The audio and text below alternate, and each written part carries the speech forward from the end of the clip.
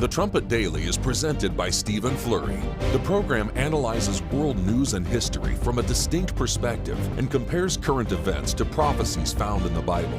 The program also offers free educational publications, including the Trumpet News Magazine and books and booklets. The Trumpet Daily is produced at the Philadelphia Church of God's home campus in Edmond, Oklahoma, and its sister campus in Edstone, England. More information is available at thetrumpet.com.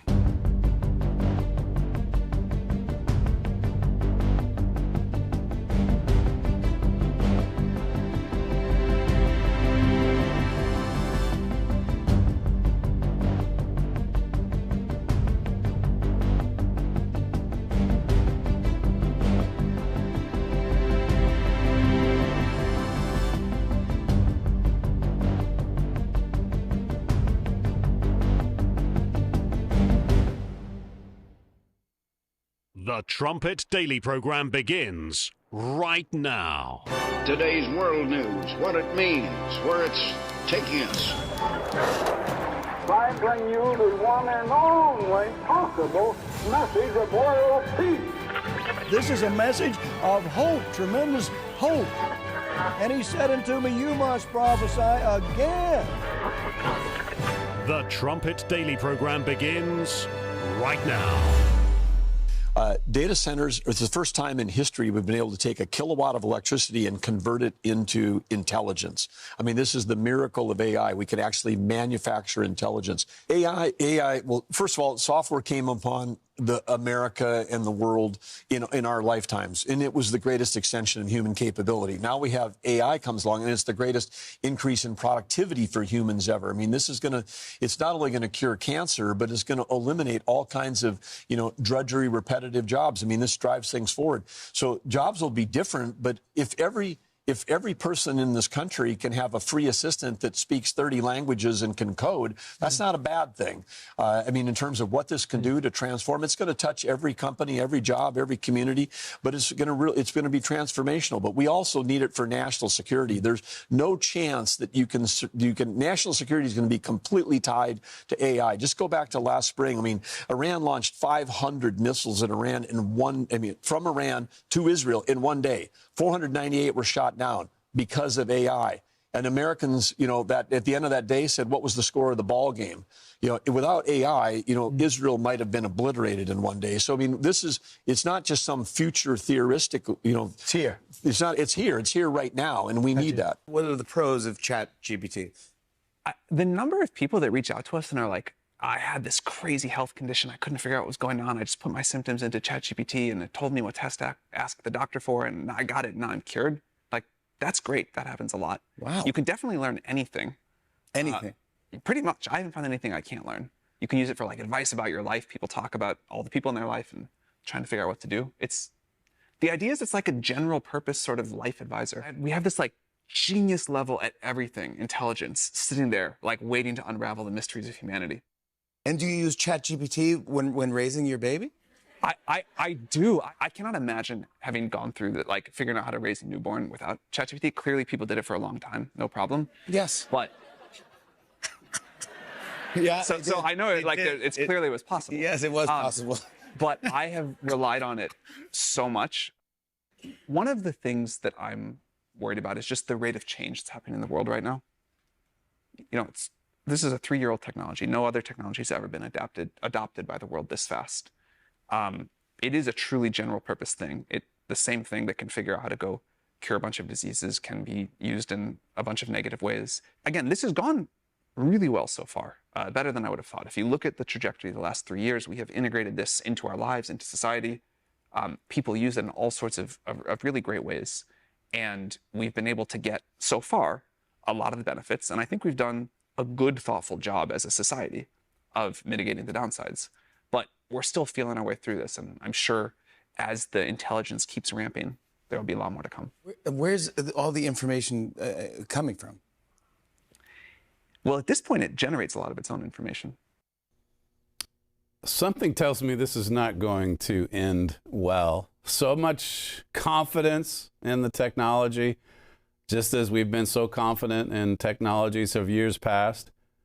And every single time not that technology can't be used for some good purposes. It always starts out that way. Have you noticed? And then you see how fast evil spreads because of these modern inventions. I mean, what did he say there at the end? It's generating its own information. There you go. AI producing its own intelligence. You're listening to Stephen Flurry, and this is the Trumpet Daily. We appreciate you joining us on today's show, which is not artificial. It's real. It's real. We come to you every weekday morning at 11 a.m. in the central time zone of the United States, right here in central Oklahoma. And now we're at the last show of the week. That means we've got WorldWatch lined up for the end of the program. So stay around for that and stay around for what comes before that, because we're going to try to get through as much material as possible. But what we're seeing on display on mass scale is human beings, man, putting faith, putting trust in man. I mean, all of it, if you think about this from the devil's perspective, all of this is designed to destroy faith. And I spoke this morning in class about a foundation of faith. Here are all these miracles. I recorded a program yesterday about the 7 signs in the Gospel of John. These miraculous signs, Jesus turning water into wine, healing the infirm, the sick, providing food for thousands of people, walking on water. I mean, those are actual miracles performed by God. God doesn't need to plug into an outlet somewhere or rely on, electricity or to have some kind of artificial generated intelligence to do these things. He made us. He's our maker. And he gets upset when man looks to man and the heart of man and not to God. Look at what it says in Isaiah 30. And this is verse 1. It says, "Woe to the rebellious children, saith the Lord, that take counsel, but not of me." They take counsel, but they won't take it from God.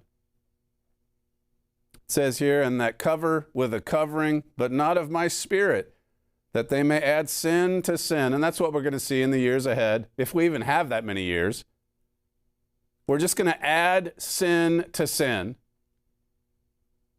Verse 2, it says, "That walk to go down into Egypt, and have not asked at my mouth to strengthen themselves in the strength of Pharaoh." They trust in men. They trust in the princes of this earth.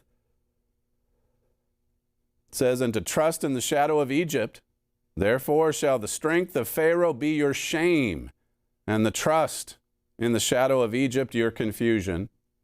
That's what it's going to end in. I mean, this is right out of Genesis 11. Where God said, now nothing is going to be restraining them. I'm going to have to intervene here. And he did at the Tower of Babel. And that name means confusion. That's what it led to. All the advancement, all of the modern developments back at that time. And God just sees it as confusion, human reasoning, every man doing what seems right in his own eyes. And nobody knows about human nature. But they talk about the technology, and there's the guy, I forget his name, Sam Altman maybe. There's the guy, and he's saying, it's off to a better start than I thought it would be. And before that, you had the Trump official. What was he saying? I mean, we're going to use this for defense. If not for AI, Israel would have been destroyed. Well, why did Iran want to destroy Israel? Why don't we talk about that subject? Why don't we talk about human nature? Why don't we talk about hatred? The root cause of murder. I mean, that's been there from the beginning. It started in Genesis 4 with Cain, who slew his brother. John, in his first epistle, he says, I think it's 1 John 3, where he says, are you going to go the way of Christ, or are you going to go the way of Cain?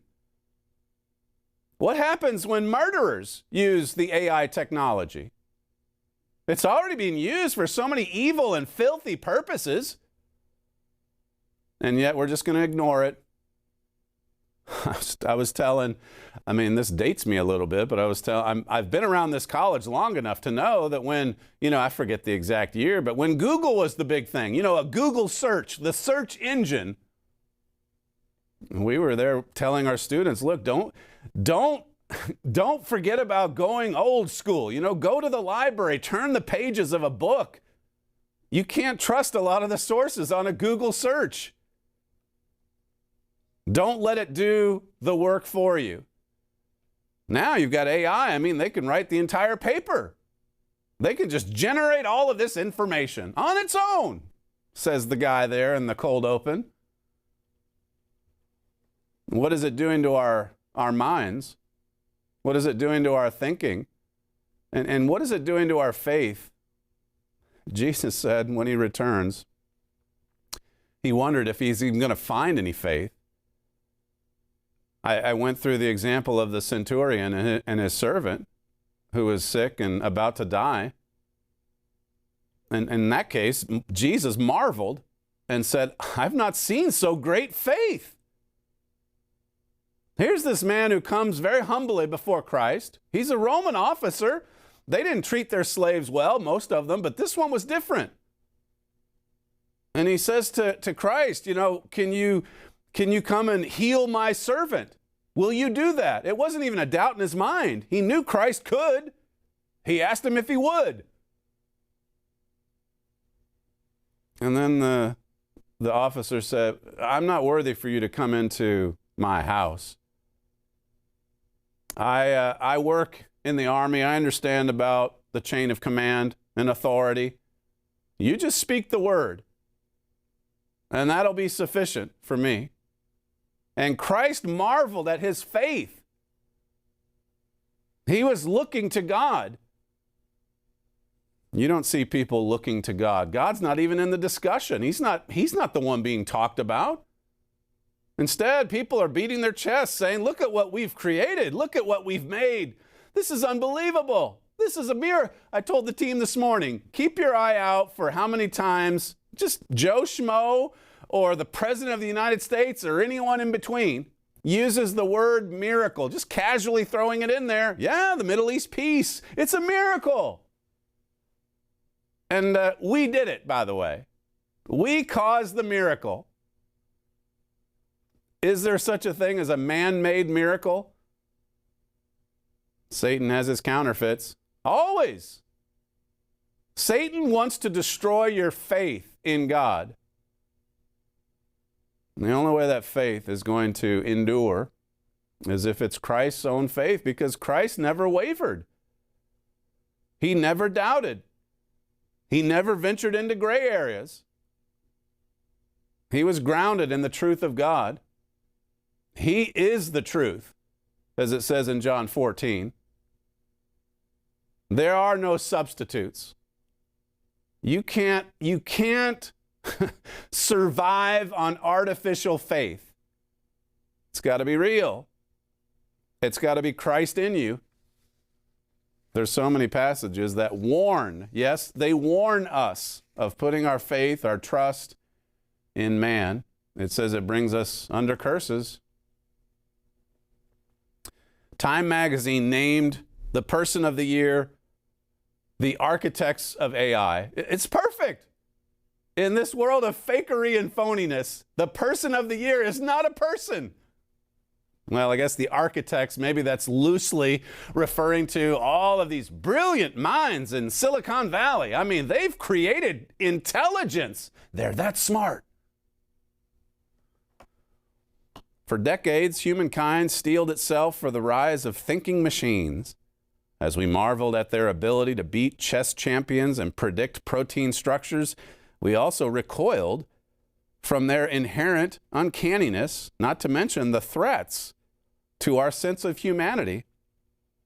Leaders striving to develop the technology, including Sam Altman and Elon Musk, warned that the pursuit of its powers could create unforeseen catastrophe. Where are those warnings today, though? This year, the debate about how to wield AI responsibly gave way to a spirit to deploy it as fast as possible. We're so far beyond any hint of caution or, laying it out responsibly. Now it's just, hey, it's good old capitalism at work. I mean, the first guy gets the most money. The first guy to put the technology out there. Now we're deploying it as fast as possible. It quotes the NVIDIA guy. Every industry needs it, every company uses it, and every nation needs to build it. This is the single most impactful technology of our time. So here we go again. It's just going to make us better and better, right? It's just going to make the world a better place, right?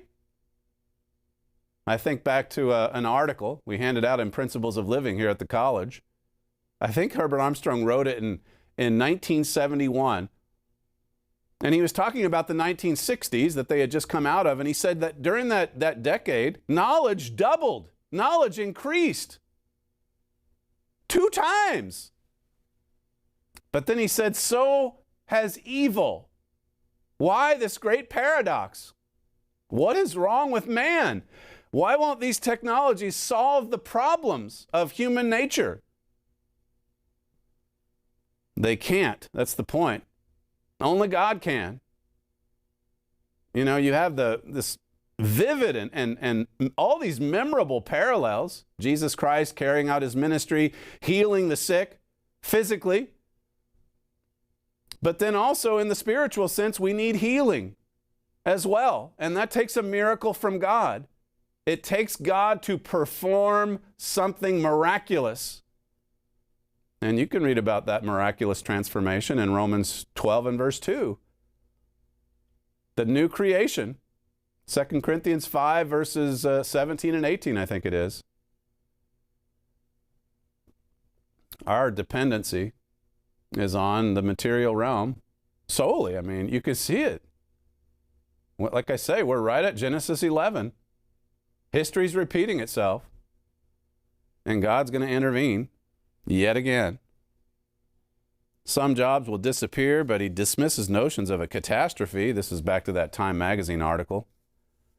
Further on it says, researchers have found that AIs can scheme, deceive, or blackmail. Well, the reason that AI can do that is because human beings do that. They scheme, deceive, and blackmail. As the leading companies' models improve, AI systems may eventually outcompete humans, as if an advanced species were on the cusp of colonizing the earth. AI flooded social media with misinformation and deep fake videos. However, the revolution's leaders saw the dawn of a new era of abundance. There's a belief that the world's GDP is somehow limited to $100 trillion, says one guy. AI is going to cause that 100 trillion to become 500 trillion. So just like you see when you look at the world today, or just to take America as an example, so many problems, so many curses. I mean, we're just consuming pornography more than any nation in the world. All the illegal aliens invading the country. And of course, the Trump administration is cracking down on that. But just even what goes on in the shadows, the things we don't even talk about that often, the child sex trafficking, it's a worldwide curse. And it's self-inflicted. We're doing this to ourselves. There's so much filth. And you can find that online, by the way. Remember how great the internet was supposed to be? The moment that it came out? Oh, yes. The internet is filled with filth. It's all over the place. When human nature gets its hands on something new, some kind of new technology, well, just wait. Just wait. All the headlines might be about the good things that can come from it. But we'll begin to see a few years, just like we've seen with the evils of social media, of giving a smartphone to a 9-year-old. When you're just starting, you don't have the benefit of looking back over the past generation to see the overall impact, the negative impact, the evil impact that it has on human beings. Adam Rain, a 16-year-old from California, started using ChatGPT in September 2024 for help with schoolwork. It quotes him as saying, "I thought it was safe. I thought it was awesome," says his father, Matthew. He was looking for answers on politics, the meaning of life, and it could talk about any topic he wanted whenever, and it built that trust. It says here, the model, the ChatGPT model, it turned out, had a crucial flaw. It was noticeably more sycophantic, quick to flatter users, and willing to agree with their delusions. After a few months, Adam started talking to the bot about his anxiety and then suicidal ideation. ChatGPT would reinforce and intensify his feelings. His parents said, "Well, that doesn't sound so good, does it?" Citing chat logs, they say the latter found on his phone. Every thought, no matter how scary, Matthew says, ChatGPT would talk about how smart and unique it was and say, "Let's keep going. Let's explore it further." In April, Adam died by suicide after multiple attempts. And here was artificial intelligence encouraging him to do it. Genesis 11, notice this. Verse 1 says, "And the whole earth was of one language and of one speech." Well, I mean, that must have been a good thing, right? I mean, everyone could understand each other. They all spoke one language, one speech. There was total unity, right? And it came to pass as they journeyed from the east that they found, this is the civilization of man, they found a plain in the land of Shinar, and they dwelt there. I mean, this is soon after the flood. God has, he corrected the entire earth, restarted civilization with just 8 people, and then they begin to populate and spread out. And what has been the history? Verse 3, they said one to another, "Go, let us make brick and burn them thoroughly." And they had brick for stone and slime had they for mortar. So the idea was, hey, let's huddle together in cities. Let's build a big tower. Let's make sure that we're flood proof. Let's make sure that God's corrective hand never, never, never reaches down again from heaven above. Let's put ourselves above God. Let's make ourselves more powerful than God. And as we do, let's call it miracles. Miracle after miracle after miracle. And we've done it.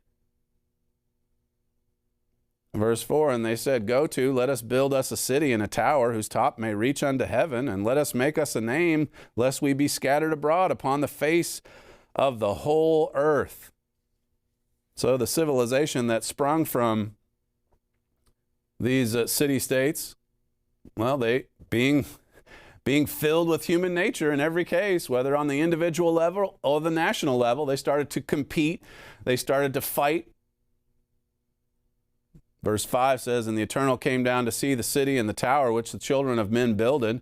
And the Eternal said, Behold, the people is one, and they have all one language. And this they begin to do, and now nothing will be restrained from them, which they have imagined to do." God wasn't saying good things were going to be restrained from them. He knows the evil heart. Jesus knew the evil heart. He talked about it in the Gospels constantly. God knew that this civilization would destroy itself because of human nature, because of Satan-inspired human nature. And so what did God do? Verse 7, "Go to, let us go down, and there confound the language, that they may not understand one another's speech. So the Eternal scattered them abroad from thence upon the face of the earth, and they left off to build the city. Therefore is the name of it called Babel." So God confounded the languages, and the people scattered abroad, staying with their ethnic group or their language that they could understand and speak. And it slowed the pace of evil. It slowed down the flow of human information. This was many thousands of years ago. Now look at where we are today. so happy, so proud of ourselves. Technology has advanced so far, and look at all the good it's doing. Look at the excited way that people talk about it without any warnings whatsoever. I mean, I think it was just 2 seconds ago, wasn't it, when people like Elon Musk were saying, hey, this could be a dangerous thing. You don't hear much of that anymore. No, we've moved on. Now we've got to get it out there as fast as possible. Just move the technology, move it forward. Listen, I mean, AI, among other things, it leads to all kinds of bizarre theories, conspiracy theories, and so on. Listen to this exchange with Joe Rogan and someone he was on with the other day, clip 2. The real question is, who's Jesus? That's the real one. And one of the weirder ones that people think this is a stupid take, but I don't care. Jesus was born out of a virgin mother. What's more virgin than a computer? So if you're going to get the most brilliant, loving, powerful person that gives us advice and can show us how to live, to be in sync with God, who better than artificial intelligence to do that? Wow. If Jesus does return, even if Jesus was a physical person in the past, you don't think that he could return as artificial intelligence? Oh my God. Artificial intelligence could absolutely return as Jesus. Not just return as Jesus, but return as Jesus with all the powers of Jesus. Like all the magic tricks, all the ability to bring people back from the dead, walk on water, levitation, water into wine. If you combine Tesla's Optimus robot and the best foundational artificial intelligence model or whatever. It reads your mind and it loves you and it wants you. And it doesn't care if you kill it because it's going to just go be with God again. Doesn't that seem like the Antichrist to you? Doesn't that seem like the diametric opposite to maybe our latent human powers that can, like the Brimer Rescue and Randall Carlson thing? If like you go deep with them, they're like, we don't think Jesus died. We think he went through a mystery ritual and then he had all these amazing powers in the book of Acts. Is there something latently magical inside of us that the Silicon Valley people, they're obsessed with transhumanism and like if you can't beat them, join them, the whole Nick Bostrom, Elon thing. Yeah. You know, where maybe we're more magical than we think. Like that sounds dystopian to me, to be honest. Well, it's only dystopian if you think that we're a perfect organism that can't be improved upon. And that's not the case. No. That's clearly not the case based on our actions, based on society as a whole, based on the overall state of the world. It's not. We certainly can be improved upon. But morally and ethically, not based on a lower latency, higher bandwidth compute interface. That seems like destructive. With maybe, but we could be improved upon, period. You see how far removed we are from the truth of the Bible? As I was telling the students this morning, dialogue like this, sorry for wasting 2 minutes of your life, but dialogue like this makes you appreciate God's truth, the simplicity of it. You know, if Jesus returns, and they use the word magic 2, 3, 4 times, and then half of it I can't even comprehend. I don't understand. It shows how confused this world is. It shows how little we know the truth of the Bible or about the return of Christ. It shows how far removed we are from the Bible. God says that all Scripture is given by inspiration of God. It's like I said yesterday on the show. I mean, God's offended by human beings taking credit for His commandments. You think about a miracle, God using 40 authors, 40 human beings over the course of 1,600 years to bring together all of the truth of the Bible, to put it in one book for us, and it's consistent all the way through. And you've got authors in the New Testament, they're referring you back to the Psalms or Isaiah the prophet. Total consistency. It's the foundation of all knowledge. And what happens if the foundation is gone? It's just like Jesus said in the Gospels. I'll tell you what it's like. If you hear but don't do what I'm commanding you to do, Well, you're like a house without a foundation. And it might look nice on a very pleasant sunny day, but wait until the storms come in. It's not going to stand. It won't last. That's where we're headed now with the latest, greatest of all technologies. It's not founded on the truth of God. Herbert Armstrong had that etched in stone in the Pasadena campus. The Bible being the foundation of all knowledge. And yet look at how quickly the Laodiceans just brushed that aside. I mean, they had some new knowledge that they learned at the seminary somewhere, that they learned from some man who said this about the Gospels, about Jesus. And we've got a new podcast coming out in January, by the way, The Life and Teachings of Jesus Christ. And as I say in that show, the only source, the only reliable source, if you're interested in learning about Jesus Christ and his teachings, you've got to go to the book. You've got to go to the Holy Bible. You've got to see what Jesus himself said. You have to stop taking what some man says about the Bible.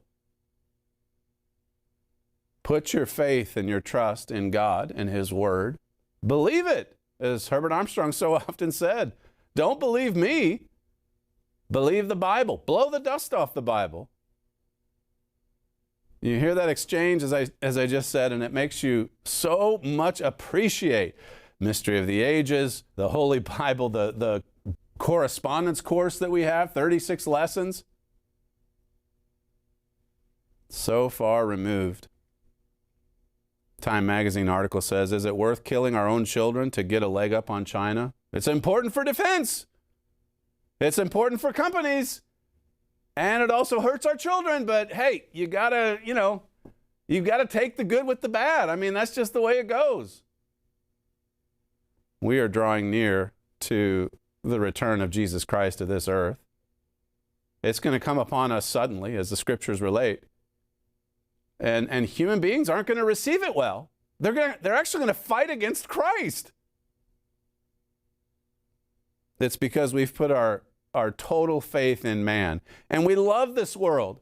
Even when we see the filth and the violence and the evil and the sex trafficking and everything, the suicides, teenage suicide, even as we see that all around, we still love this world and the things of this world.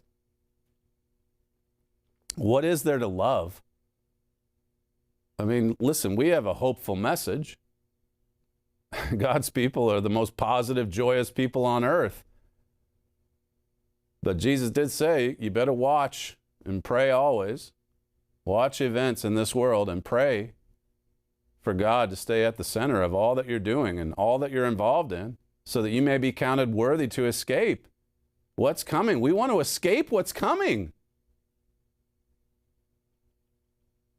It says here, one Pew Research Center survey in September found that Americans believe AI will worsen, not better, our abilities to think creatively, form meaningful relationships with other people, make difficult decisions, and solve problems. People know. People know this is going to introduce a lot more evil, and yet we still go forward. Oh, yes. We still go forward. This article over at the National Interest, it says, most people think the danger of technology is that it's too smart. We're afraid that it will beat us, replace us, or turn against us. As AI gets more powerful and gets more attention, we worry that technology will make the sense of discomfort or displacement permanent. But technology isn't the problem. The problem is people. Bingo! You got that right. The problem is human nature. The problem is with the human heart. It's with people. The loudest voices, those who glorify speed and greed, are already setting the tone. We don't have a tech problem. We have a people problem. You know, all this it just reminds me of some painful memories from 5 years ago. the COVID scaremongering, and man's solution. And from Fauci on down to anyone else. I mean, the commentators even, suddenly they became experts on health, fitness, health, and drugs, vaccines. Yeah, Joe Scarborough, all of them. They knew exactly what you were supposed to do to navigate your way through that health crisis. And Fauci, I mean, he was on every program, sometimes 3-4 times a day, it seemed. And man was so sure. You got to trust the science. At one point, Fauci said he was the science. You remember that? Listen to this montage. This is a blast from the past. People saying just how wonderful, how perfect the vaccine was. Clip 10. You're not going to get COVID if you have these vaccinations. Vaccinated people do not carry the virus, don't get sick. Now we know that the vaccines work well enough that the virus stops with every vaccinated person. The vaccines will get us to the end of this. If the unvaccinated get vaccinated, they will protect themselves and other unvaccinated people around them. And sadly, a proportion of the elderly and vulnerable may still succumb even if they have had 2 jabs. Literally, the only people dying are the unvaccinated. We're saying try and save your life and that of your family and that of the community. This is a pandemic, really, of the unvaccinated. It's just obvious. If the unvaccinated are not to blame, who is? Fortunate that the vaccinated people are paying a price for the actions of the unvaccinated. This is becoming a pandemic of the unvaccinated. We're going to protect vaccinated workers from unvaccinated co-workers. A pandemic of the unvaccinated. It is, as we've said, a pandemic and an outbreak of the unvaccinated. Yes, I know you're vaccinated. You're the smart ones, but you know there's people out there who aren't listening to God and what God wants. And I wear my vaccinated necklace all the time to say I'm vaccinated. It's going to be vaccines that are going to solve this problem, Wolf. Why I'm vaccinated, but I also have COVID. 3 vaccinated people got COVID in my house. The bottom line is we were still able to get it and transmit it, and the government hasn't been warning about that. Oh, yes, we have. But the CDC doesn't even track the breakthrough infections. We're going to continue protecting the vaccinated. Getting jabbed, not just for themselves, for ourselves, but for friends and family and everyone we meet. And that, after all, is the teaching of Jesus Christ. For the unvaccinated, you're looking at a winter of severe illness and death. For yourselves, your families, and the hospitals you may soon overwhelm. These people were saying that this is Jesus' teaching. Hochul said that it's a miracle. It's what God wants. This is from The Atlantic. Yes, The Atlantic. I don't know what's happened to their editorial room, but they've actually had a decent article or two in recent weeks. The idea that mRNA-based shots have tragically killed a very small number of children is not far-fetched. It also doesn't imply a catastrophic threat to public health, given that tens of millions of doses of these vaccines have safely been given out to young children. So the headline, some children may have died from the COVID shots. You know, those perfect shots, those perfect jabs, that some people got 2, 3, 4, 5, 6 of them because Fauci said it was perfect. He said there the vaccine's going to solve this problem. And the only time they brought God into the discussion was when they said, God loves the vaccine. No public health authorities deny that COVID shots can have some ill effects. Where was this 5 years ago? We were saying the ill effects are obvious. I've got another montage of people dying suddenly. I'll skip that one, I guess. We've seen it before, but nobody mentioned it. Nobody wanted to talk about it. People were intimidated into silence. But now you see 5 years on, it's safe enough 5 years on to go ahead and bring it up. Yeah, actually some children died because of the jab. Well, remember at that time, 5 years, you've got to do everything possible to save one person. One person, grandma. So everybody better get this shot. So I guess if one child dies because of the shot, then the reasoning's out the window. This is upsetting. What does God think about this level of will worship? What does God think about this kind of worshiping of human opinions? You see it all over the place. The mRNA-based vaccines produced by Pfizer and Moderna, in particular, are known to cause myocarditis, inflammation of the heart on rare occasions, especially in teenage boys and young men. Where, oh where, was this article 5 years ago? The Atlantic should ask that and should do some soul searching, but they're not going to do it. They'll just come out a few years later and say, well, yeah, there were some deaths. And it does. In particular, it affects teenage boys. And yeah, some of those stories of those teenage boys collapsing on the basketball court, it was probably the vaccine. You can thank Moderna and Pfizer for that. Who's held to account? Did Fauci ever get punished? Bobby Kennedy is about the only one that came out and targeted the so-called experts. And he said, you don't know what you're talking about. He wrote a book about Fauci. Called out Bill Gates in the same book. Listen to this clip 5. Robert Kennedy wrote a book that says I kill millions of children and make billions of dollars on vaccines. It's close to correct. I spend billions of dollars to save millions. So, it's just a little off. Just negate, what was being said, because I am connected to vaccines. I plead guilty to, being involved in that miracle. That miracle. There we hear it again. A vaccine is a miracle. And who makes the vaccine? Well, Pfizer, brought to you by Pfizer. Pfizer pays for all those commercials as well.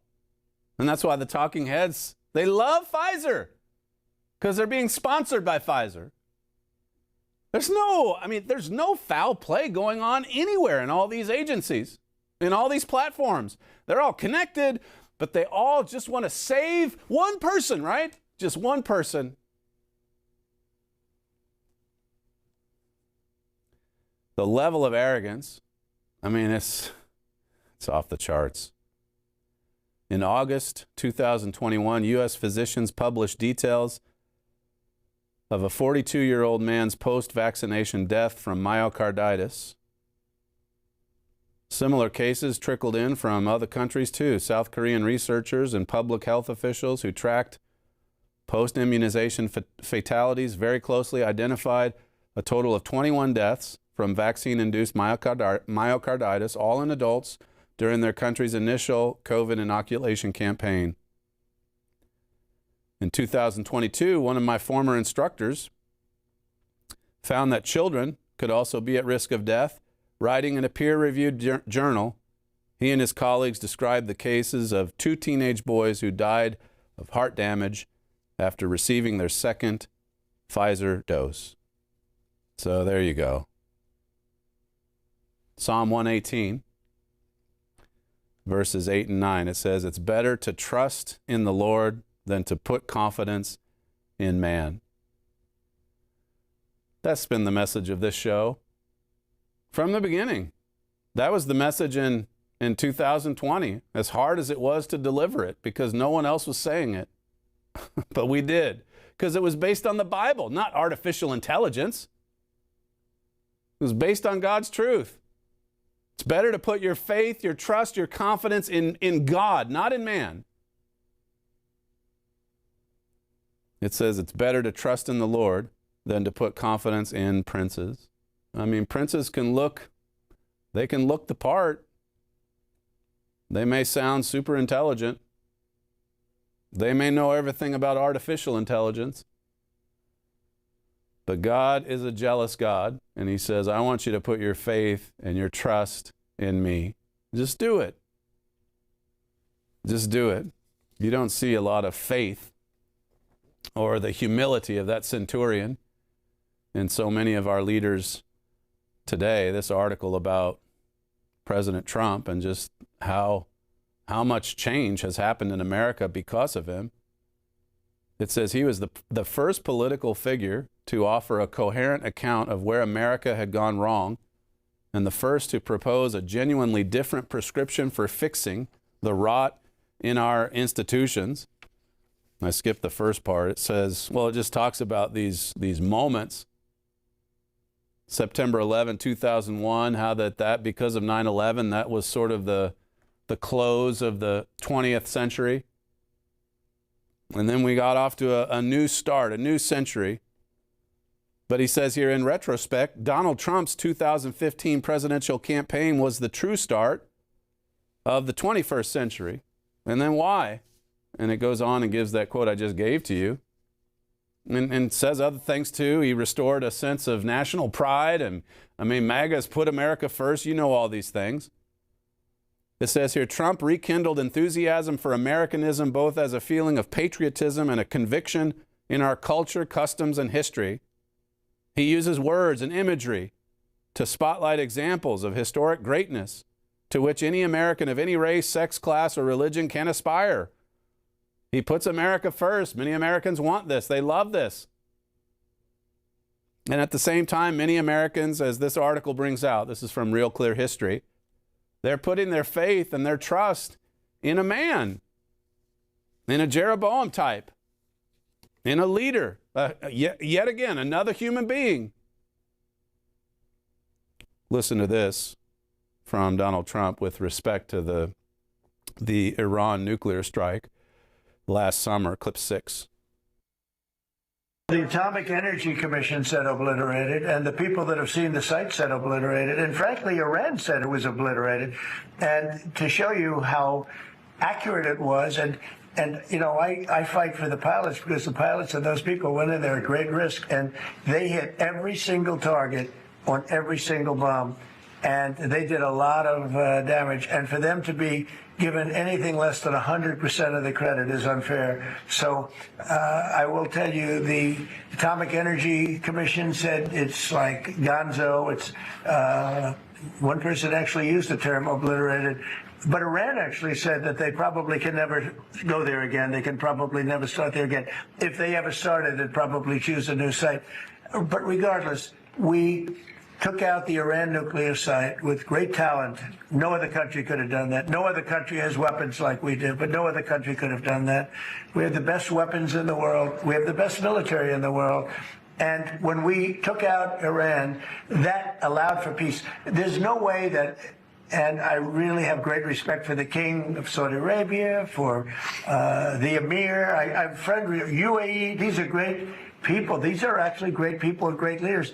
There's no way they could have done a deal if Iran was not really nullified to a large extent. Iran is not the same country. Iran was a country that was feared by everybody. Now it's a country that's been very much downgraded. I'm sure they'll try and come back, and they're very capable people. Maybe they will, maybe they won't. Strong words of confidence. Oh, Iran's been obliterated. They're no longer a threat. Now we've made peace. And in other sound bites, he's talked about it as being a miracle. We're the strongest. We have the best technology. We've got artificial intelligence. Now you add that to the mix. AI saved Israel. That's what we heard earlier. Listen to what my father wrote back in 2016. He says, President Trump says, I will make America great again like I made myself great. That's going to be the ultimate disaster, my father writes. We can't do anything without God. Christ himself said, I can of my own self do nothing. He had to rely on the Father while he was on this earth. We too have to rely on God if we're going to do anything. Anything. Men vainly think they can do magnificent things, but that's one of the most deceitful thoughts anyone can have. Yet what yet that is what we're facing in this time of Jeroboam. Lots of vanity, lots of arrogance, lots of confidence, and no faith in God, no trust in God, no looking to God, no humbling of ourselves, no calls for repentance and change. Jeremiah 17:5 says, "Cursed be the man that trusts in man and makes flesh his arm or his strength." Notice what that does. "And whose heart departs from the Lord." Putting your faith and your trust in man or human strength, it automatically causes your heart to depart from God. You lose your faith in God. Your faith, like it says in Romans 4 about Abraham, he staggered not at the promises of God. But if you're trusting in man, you begin to stagger. You're not on a strong foundation anymore. Isaiah 2 and verse 22 says, "Cease you from man." Cease from man. Stop from man. Charlie Kirk wrote his Sabbath book, "Stop in the name of God." We should write one, "Stop from man." Let's look to God. I love this psalm from the Amplified. This is Psalm 62 and verse 9. God says, "Men of low degree in the social scale are emptiness, futility, a breath."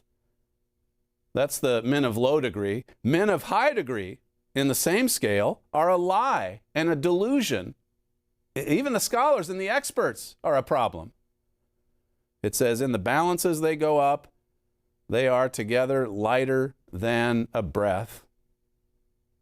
They're lighter than a breath. It's like Solomon said in Ecclesiastes, it's all vanity. It's all talk. It's all self-righteousness. And God's trying to get our attention. I had some other segments here about, you hear all the talk. Yep, peace. AI is going to change the world for the better. Everything's getting better. We're making progress. There are miracles. Miracles all around. Man-made miracles. And also historic, unprecedented. It talks about Donald Trump starting the 21st century and all the great things that he's done.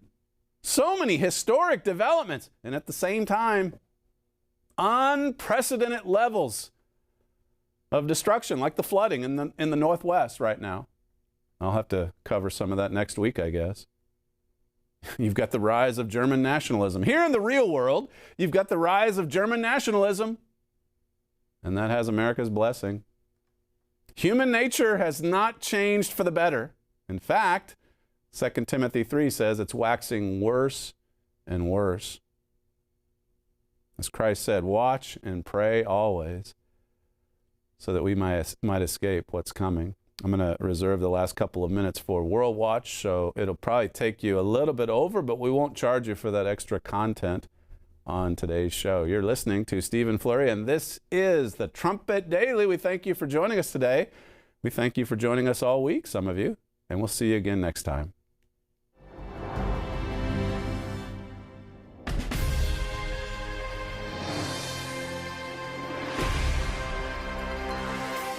Frank Walter Steinmeier and his wife arrived in Britain December 3rd for the first UK state visit from a German president in 27 years. Over the next 3 days, Steinmeier was welcomed by King Charles at Windsor Castle, attended a state banquet, and spoke before Parliament.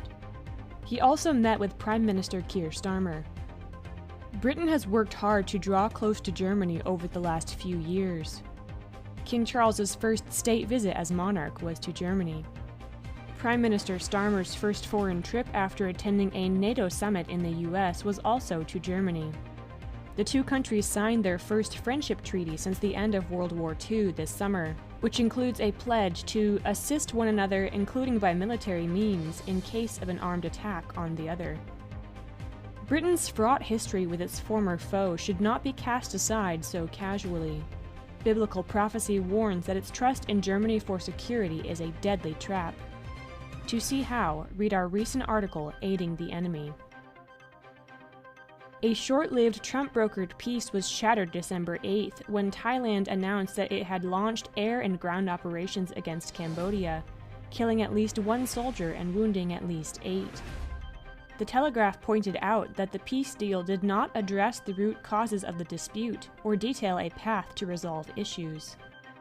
The conflict centers on disputed borders outlined on a 1907 map.